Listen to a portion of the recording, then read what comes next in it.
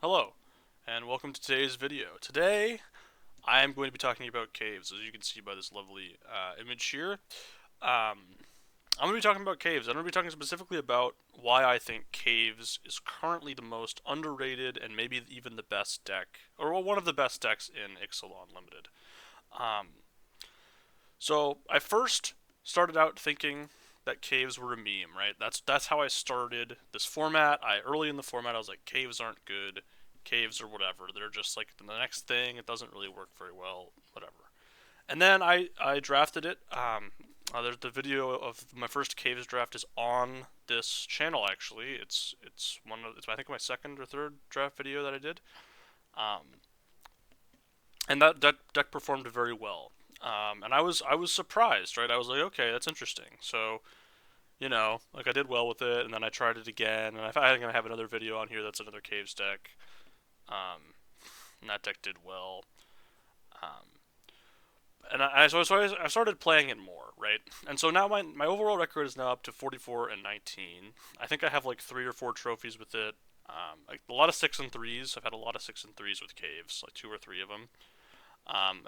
It's been to high ranks, right? Like this isn't like I'm alt account, scrubbing it in best of 3 type deal. This is in like actual competitive like ranks, at early points in the season and whatnot. So I would say that the deck is a deck that is functional at those ranks, even in the best situations. Now, if you play against the best of the best, right? If you're playing against the super good high card quality, um, blue white, red white decks, you're gonna have a bad time, right? And we accept that. Two color decks are always going to be the better decks in a format when you can draft them when you can draft them reliably, I guess.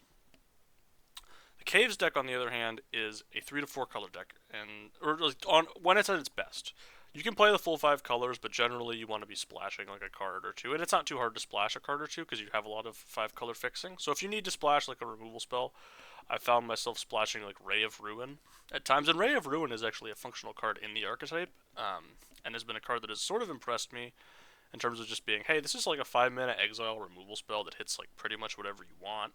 Can even hit lands sometimes, and it's not so bad, right? It's not unplayable and it's single pipped, so you know that is something to keep in mind. Generally, the thing with caves is that other drafters, are not able to use the cave payoffs well. Obviously, they can use the cataract lands, like the one I have displayed here on the screen, pretty well, and everybody's going to play 1 to 2 copies of these in most decks. That's sort of my view of it. And generally, lands like this, you want to play 1 to 2 copies in most decks, but they're not a high priority for anybody else other than you, the caves drafter. Um, and so yeah, this is why I think the deck is real. The deck is actually a real deck. I have done very well with it. I'm going to talk today a little bit more about like my strategy, my viewpoint, um, by starting by talking with some of like the payoffs. So there's 5 cave payoffs, like 5 cave payoffs. I'm not counting the colorless stuff that like talks about caves. There's also a green ramp spell that kind of mentions caves. These are the real, like actual cave payoffs that I care about at Uncommon. I'm going to talk about all 5 of them today, um, and what role they serve in the caves deck. So this is Calamitous Cave-In, probably the best cave payoff. I have found like it has its moments of feeling awkward where you're kind of like, my opponent knows I have this, and it's like hard for me to get like the best value out of it. But a lot of times, a sweeper in your deck that wants to play a controlling game style is very good, and this card is that for you in a lot of situations. Um, I said 7 caves needed. It probably should be like 8. I mean, you really like when I said caves needed. I think this is like caves needed to play a copy of this card. Like this is like the bare minimum. When I for the rest of the payoffs, I have the caves needed as well. This is like an absolute bare minimum. Obviously, you want to basically have as many caves as possible with Calamitous Cave-In, and all of the cave payoffs because they really do get better the more you have. Um, the thing about Cave-In specifically is it is a little bit of a build around. You do kind of want to have this dichotomy of large creatures, that can survive the cave in, and you want to have stuff to do that's cheaper that doesn't necessarily get blown up either, like artifacts that can stay on the board. Like an inverted iceberg comes to mind as sort of like a cheaper thing you can do. Um, But yeah, this card is a difficult card to navigate playing with, as all Wraths are for the most part. But it is worth it, and you should play it in your Caves decks. Um, I said that it doesn't really get much better in multiples. I have had many situations where I have drawn two copies of this card, and I have had both in like my my not my opening hand, but like my turn by turn 5, and it just is not very good when that happens. So do be a like the third copy of this can kind of be just like too much and not very good. So be aware again, especially if your opponents ever know that you have it, and your good opponents will know that you have it, and will play around it. So it's a thing that you have to keep in mind, but I think it's definitely worth going into caves for. You can take this early. You prefer to wheel them, as with all of the cave payoffs. You prefer to take the caves and wheel the payoff. But this one I think is worth taking earlier in the draft, as opposed to trying to wheel it. Sinuous Benthesor. Um, Another cave payoff, and I think a very good cave payoff. I think I have these in order of how good I think they are. I think I have Benthesor at number 2 in terms of how good I think its upside is. This is about upside. Obviously, Benthesor I think is the highest floor cave payoff because I have it as a 5 cave requirement to play this card. You can maybe even get away with 4 if you have like a way to find more caves reliably, but I think 5 is a good number. Um, and really, the selection on this doesn't matter so much. I have had decks where you basically just get to cast Dig Through Time for 6 mana and also get a 4/4, which is just absolutely unbelievable. Like, when it's that, it's very, very good. It generally doesn't really matter what cards you're getting off of this, especially because a lot of your deck has caves, so you can just you're just even if you hit lands off it, it's not so bad because you're getting the cave. Like, your lands are valuable in the caves deck. Um, This card does require help. You do need interaction. It plays well with the Wrath again because it works well in an empty board state. So you play the Wrath on 4, but then Wrath 4 is a little bit pie in this guy. Wrath is more like a turn 5, turn 6, and then you follow it up with this onto a somewhat empty board. Again, you do also it does suffer from flying problems, but we'll get into our flyer support with the next card. Um, And yeah, I think Benthesor's a real payoff, and I think is the most playable in non-dedicated caves decks. I think you can play this card in decks that aren't super dedicated to playing caves, and I think it is okay there. Like, it can be just a solid control card that draws you some cards and gives you a body in the late game, and just provides value in that way. Bat Colony. So I have this as 8 caves needed to play this card. It's on the higher end of caves needed to play. Because this card really needs to be something you're getting good value off of. Um, it provides value on both sides of the card. So this is a card, and I promise, like, this is we're going to talk about all these cave payoffs. All of the payoffs are legitimate. They're all playable cards. I promise. I know that some of them, like this card, looks unplayably bad. It looks terrible. I will show you some decks in which the card was excellent for me, and we'll talk about why. But this card requires a lot of you. You need a lot of caves. Um, you need your caves. You need your caves to produce white mana, basically, because otherwise you can't get the full value off of this. You need to have, some use for the flyers. The flyers can kind of be your win condition in a lot of spots, right? You can play this. You can generate 3 flyers for 3 mana, and it's kind of an absolute blowout. If like when the times I've cast this card and it has generated 3 flyers for me, I think I've won every single one of those games. Obviously, the frequency that you do that is very important, and this card in particular is not a card you can pick early in a pack. You have to wheel this card. If you don't wheel this card, you should not be playing caves. Basically, this is a very good signal that it's not even a good signal that caves is open, but it is a signal that caves is not open if you do not wheel this card. You cannot take this card early because it really, really, really needs support to get there. However, it is a powerful effect once it is there. Just having like your land drops come into play and give your stuff counters is just really, really good. And I think this card is real. I think this is an actual real card that you can play in Caves decks that are dedicated enough to it. But again, we'll go over a little bit more about how you get there later. Next is Gargantuan Leech. Gargantuan Leech, another sort of like, you don't need a ton of caves to play this. I have the number at 6. I think that's fine. Maybe it can be a little lower even. It's kind of just a large lifelinker. It's fine. It's not especially good or anything. You don't really like. You're never gonna like need this as like you're never gonna like have a caves deck and be like, oh man, I'm really missing a gargantuan leech. It's like no, that's not really the case. I think the general arena population values this one higher than some of the other ones, specifically Benthosaur and Bat Colony, and I don't think that's necessarily accurate. I do think it's a fine card though. You can totally play it. It's nice.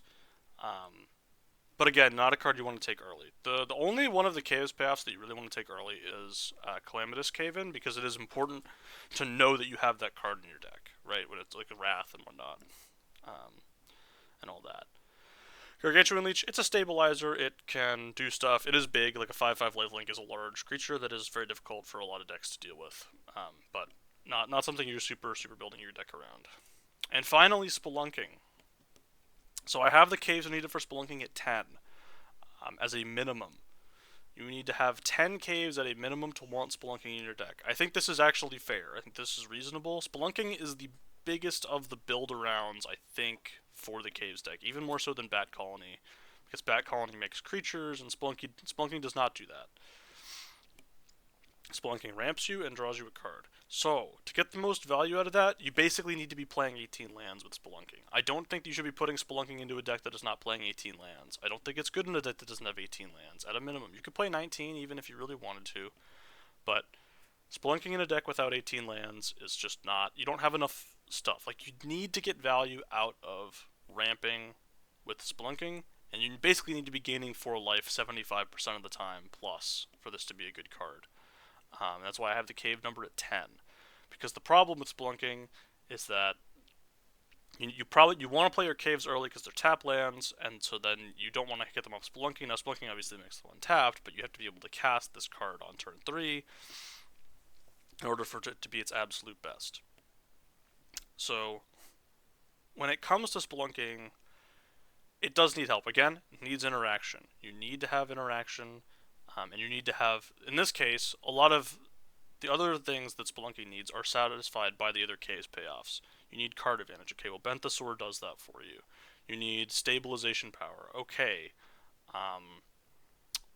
Cave-In does that for you, right? Like, curving Spelunking into Cave-In is really strong, because you gain 4 life, it gives you a little bit of a buffer. You did something with your mana on turn 3 that didn't necessarily affect the board. Your opponent can just now, like, your opponent has to keep developing, right? Because you just gained 4 life and drew a card and maybe ramped. So like now you have the mana advantage for potentially the rest of the game, as a result of that.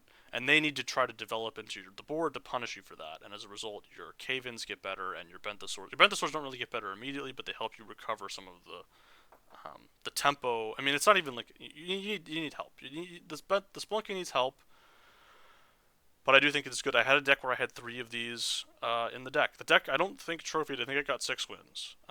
But it was, and I did it as a meme, right? Like I put 3 of them in the deck. I was like, there's no way 3 of these can be good, and they were like okay. They weren't bad. Having it be likely that you hit 1 on 3 was very good, and yeah. All right, let's start talking about the caves themselves. Forgotten Monument, the most important cave, in my opinion. The reason this is the most important cave is that it makes your mana base functional. Having a functional mana base in the caves deck is very important.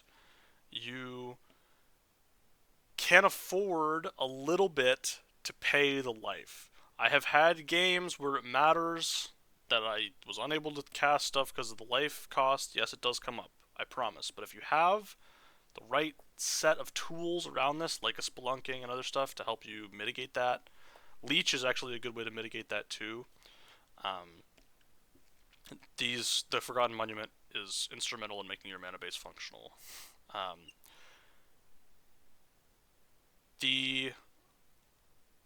There are some moments with the Arena Auto Tapper where you kind of have to just like let it take the wheel and like hope that it's tapping your lands correctly, it doesn't always get there, right? Like that doesn't always happen. You can't like like you probably don't want to like it's too much mental effort to be focusing on which lands you're supposed to be tapping to cast your spells in the late game when you have like so many different like lands that tap for different things, and it does become very confusing at times. So be aware of that. Um, but I do think the fixing that this card provides is very, very important. And actually, this is a card I would take early if I were trying to draft caves, and I am actively trying to draft caves. I see this as a reason to draft caves. Actually, um, I don't think most people see it that way. I think people see this as being like, oh, I'll play it in my caves deck because it's whatever. I think this is an active reason to be drafting caves, um, because of the fixing it provides, and that enables you to play so many like extra like you can splash like rares and other stuff from other colors with this card. I think this card is very, very important to the caves deck, and is something you do want. I have had a deck that had 3 copies of this, and that felt like it may have been a little bit too much. You may only want 2. Like, you only need 1. The first copy is extremely important. The second copy is good, like good to great, maybe. The third copy has a little bit of diminishing returns and can make your mana base a little too painful. So two copies is definitely great. Third copy is still good, I think, still better than not having a cave in your deck, but not as important as the first 2.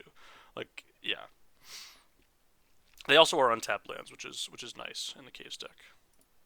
Sunken Citadel, I think this is probably better in the average deck, so you're less likely to see this. This is a rare, obviously.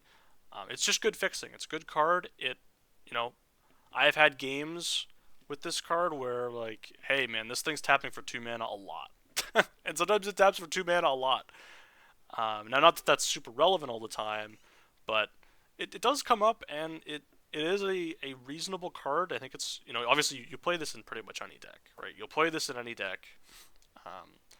Makes your mana base better. So you're never gonna like wield this card. You basically have to like pick this, pick one through pick 4 in a pack, or else you're not getting it. But it is honestly worth doing that for. The question is, would I take this or Forgotten Monument? And it would depend on how deep into the cave stuff I am.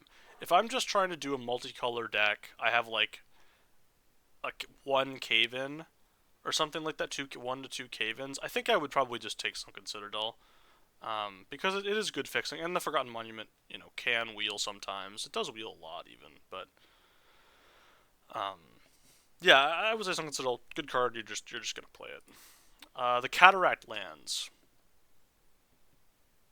These are solid. These are the foundation of the Caves deck. They are good sources of card advantage, though I think that the Discover 4 mode on these lands does not come up as often as you may think. Generally, in the Caves deck, if you're discovering 4, something has gone wrong for you. There are some game states where that's not the case, but a lot of times you would prefer to be in control of the game before you're discovering 4.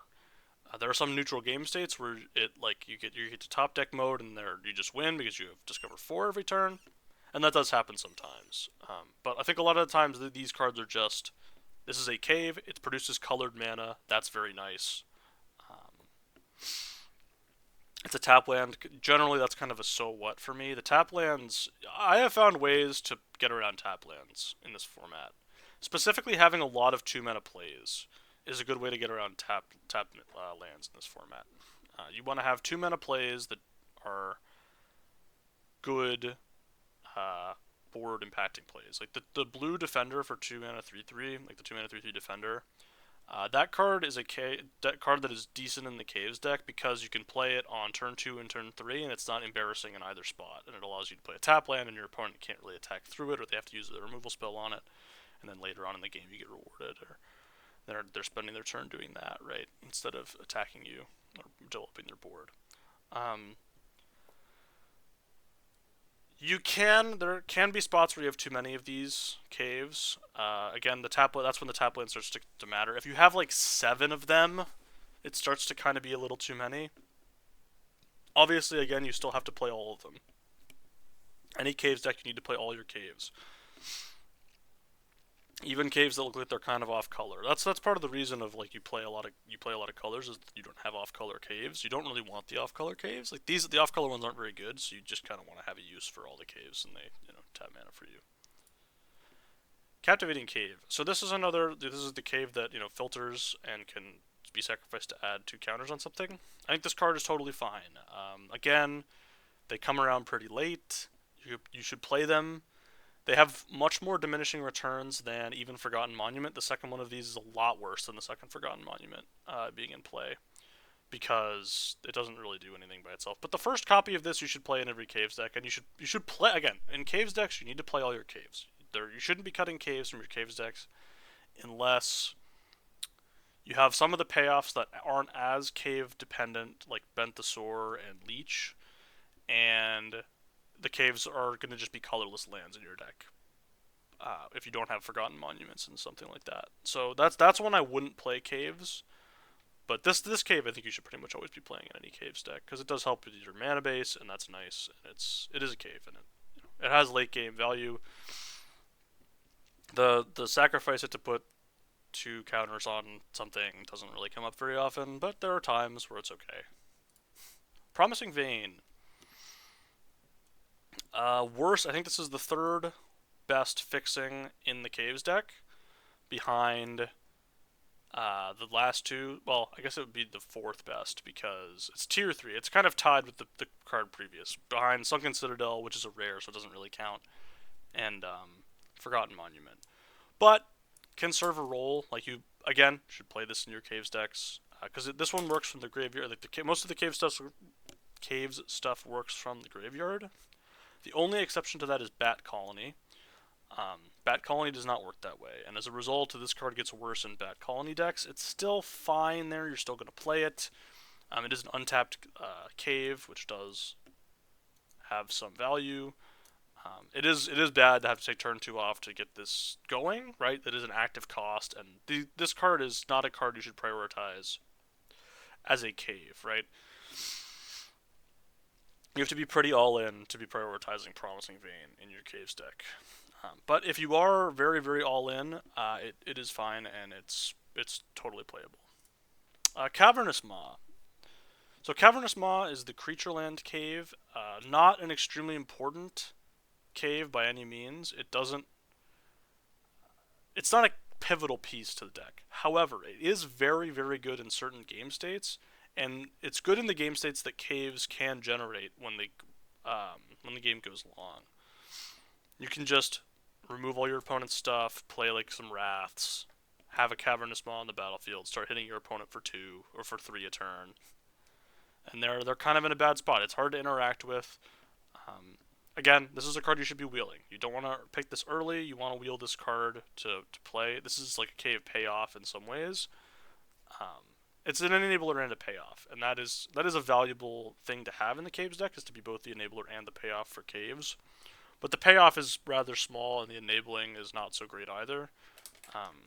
You need to sort of know what you're doing with this card to be playing it in your deck, but I think if you are, I think it does get there.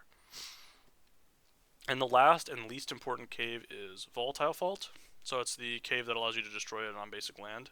I have played this in a couple of decks where I was just like, I'm all in on caves. I need caves, caves, caves, and this is a cave. This is probably the one you should cut if you're cutting a cave from a deck. In the decks I mentioned earlier where cave count doesn't matter so much, this is,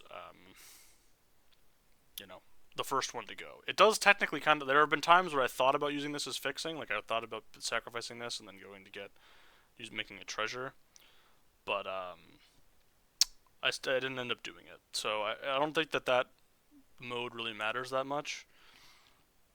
You can blow up their Discover lands, which I suppose is a thing. Like, you can in like the mid game, if that's like if your opponent has like 1 Discover land and is top decking, maybe that's a thing that is like actively good for you. Yeah, I mean, I don't know. They have to sacrifice the land anyway. It's probably actively good for you to do that. It's just as rare that you don't have something better to do on your turn that's more proactive, because them discovering 4 generally isn't going to win them the game. All right, let's get on to some examples. So I have the rank of the example decks. I have some 17 lands screenshots. So this is the first Caves deck I drafted.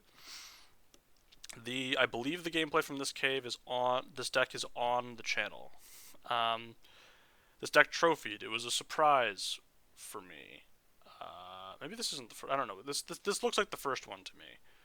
Um, could be wrong. So this is a straight up 3-color caves deck. There are a lot of medium to bad cards in this deck. Jade Seedstones is in this deck. This is earlier in the format, right? So there wasn't as much known about like what were the good cards, what were the bad cards. I am splashing black, and I am playing. Notably, I am playing the Hidden Cataract in this deck. It is a blue land. It is not It is not a land that taps for any of the colors of mana in my deck, and that's okay because it is a cave, and I needed the caves density for Caverns. I have 2, 3, 4, 5, 6, 7 caves for the Caverns, and they were decent in this deck. They were especially good because I had the 3 Cavern Stompers and the Carnosaur. Now, Carnosaur never actually showed up much in this deck. I think I cast it like once in the whole draft. So you may say, oh, there's a rare, busted rare, that's why this deck trophied. Not really the case. The busted rare element of this deck did not really get there.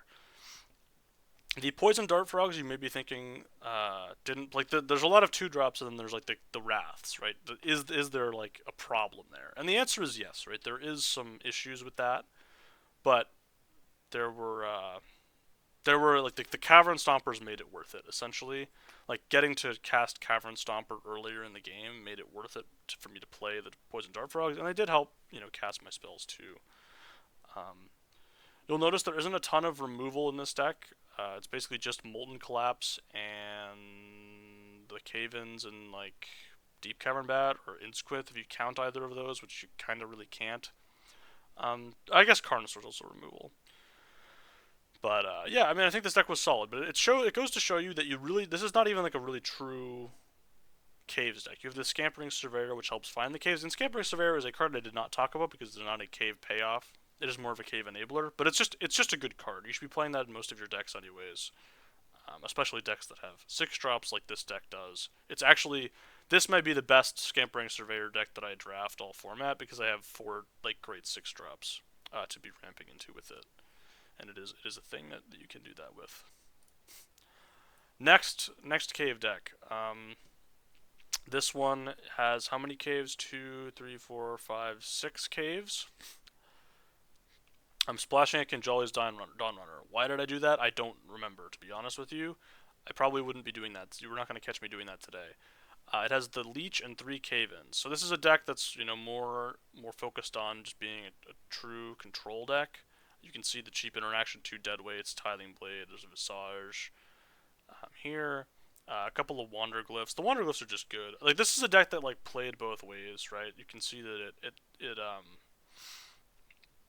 had aggressive draws with Wanderglyph and Atali's favor, and like Echo of Dusk also sort of filled that role, and it had more controlling draws. This deck ran into issues where I would draw 3 cave. I drew like 2 Cave-Ins in the same hand a decent amount, and that was kind of problematic. This deck still like looks kind of bad to me when I like look at the cards. I'm like these like this is another early format deck where it's like why am I playing Stinging Cave Crawler? I don't know. You'll notice another chance once again in this deck. Another chance is very good in caves decks. It's just a solid card that allows you to get some value. It's very good with the Rampaging Spiketail. I found Rampaging Spiketail to be a very I think it's the best land cycler, basically. I think Spiketail's the best land cycler. And it is good in caves decks where you like have stuff going to your graveyard and whatnot. This deck also has like a busted rare, right? Another busted rare in the caves deck, Breaches Eager Pillager. That card's super absurd. And it did win me some games, I believe. This one I drew it more than the other guy.